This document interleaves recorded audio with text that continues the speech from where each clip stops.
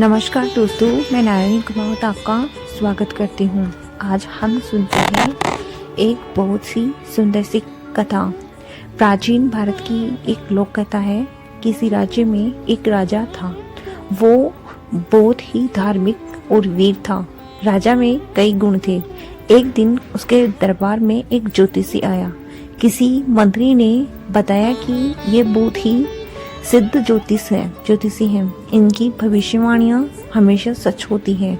राजा की उत्सुकता बढ़ गई। उसने ज्योतिषी को अपने महल में बुलवाया। महल में राजा ने अपनी कुंडली दिखाई। ज्योतिषी बहुत देर तक कुंडली का अध्ययन करता रहा।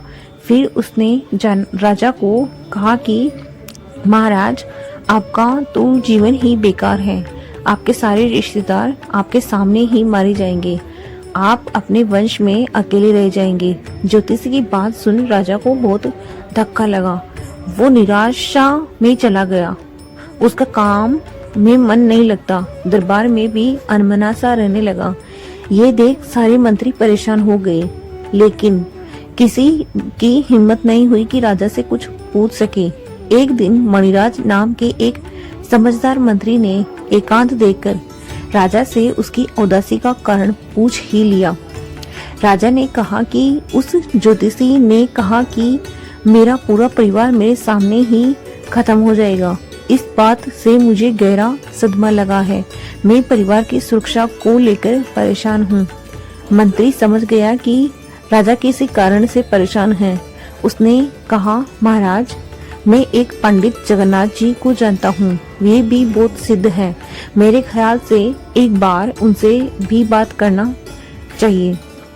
राजा ने कहा, ठीक है, उन्हें भी बुलवा लो। पंडित जगन्नाथ को बुलवाया गया। मंत्री ने सारी परेशानी बताई। पुराने पंडित की भविष्यवाणी भी बताई। पंडित जगन्नाथ ने भी राजा की कुंडली देखी। उसने पाया कि पुराने पंडित ने सही भविष्यवाणी की, लेकिन अब वो राजा को ये नहीं बता सकता था कि उसके सारे रिश्तेदार उसके सामने ही मर जाएंगे, और वो कोई झूठ भी नहीं बोल सकता था। उसने 2 घड़ी विचार किया, फिर चेहरे पर चमक लाकर बोला, महाराज, आपकी कुंडली में तो दुख का कोई योग है ही नहीं। आप लंबे समय तक राज करेंगे। आपका राज्य लगातार बढ़ेगा। सालों साल आप सिंहासन की शोभा बढ़ाएंगे। धन और आयु में भी आप अपने पूरे कुटुंब में सबसे आगे रहेंगे। आपकी जितनी आयु पूरे कुटुंब में किसी के भाग्य में नहीं होगी।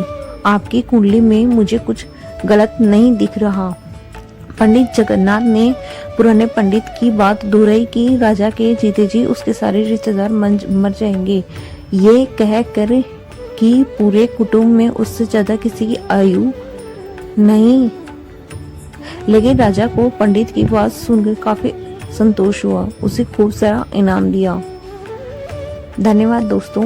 ऐसे सुंदर वीडियोस के लिए सब्सक्राइब करें।